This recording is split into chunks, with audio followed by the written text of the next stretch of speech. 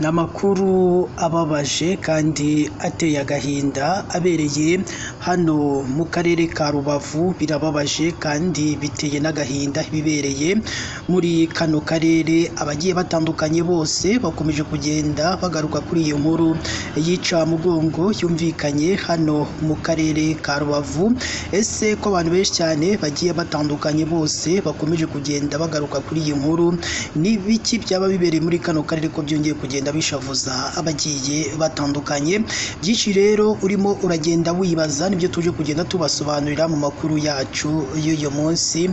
Reka rero dutangire n'inkuru yacu y'akababaro kandi iteye n'agahinda yumvikanye hano mu mudugudu wa Rurembo mu kagari ka Byahe mu murenge wa Rubavu muri kano karere ka Rubavu. Ni inkuru rero y'incamugongo aho umuturage yasanzwe yarapfuye amaze iminsi igera kuri 3 yose yarapfiriye mu nzu. Ni inkuru rero yagiye ibabaza abaturage batuye muri kano karere ka Rubavu. Umva agahinda n'umubabaro ibyo bano baturage batangarije itangazamakuru. Nuka cyane n'ubu uhagaze aho ngaho kumva ko nukira. Ndamubonye rwose nawe genda urebe. Usanze ameze ati? Ameze nabi rwose, yarabyimbye.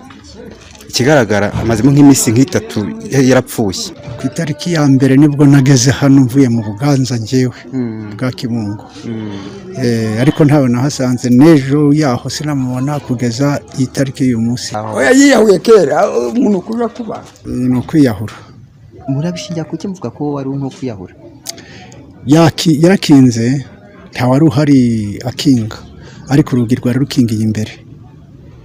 Ashyiraho n'agatebe abari kahagararaho, ashyira umugozi hejuru ariyambika. Ubwo rero nanjye nkoresha kurunguruka kuko bari bamaze gukizaho umwenda, mbona ko yimanitse isazi zimutumaho.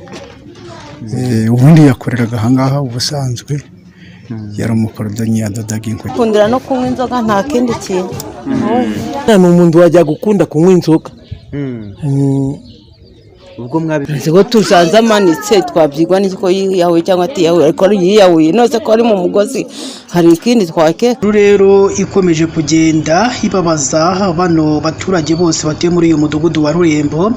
Ni inkuru kandi yanemejwe n'umunyamabanga nshingwabikorwa ariko umusigire w'umurenge wa Rubavu Habimana Innocent, aho nawe yabyemereye itangazamakuru mu magambo ye agira ati ko twumvise amakuru ko kubw'Imana ya Saint wari usanzwe ari umukorodoniye muri uno murenge, aho abaturanyi bavuze ko bamenye amakuru ko yaba hiyahuye mu nzu ya Tumusifu Eric. Turacyashakisha amakuru ngo tumenye icyo cyaba cyabimuteye. Abaturage bose bababajwe n'uru rupfu rwa nyakwigendera, aho bose nyine bahuriza bavuga ko nyine bashenguwe n'uru rupfu, kuko uyu nyakwigendera yari umuntu mwiza, ngo nta kibazo na gito yari afite, ngo gusa ngo yakundaga kunywa agasembuye.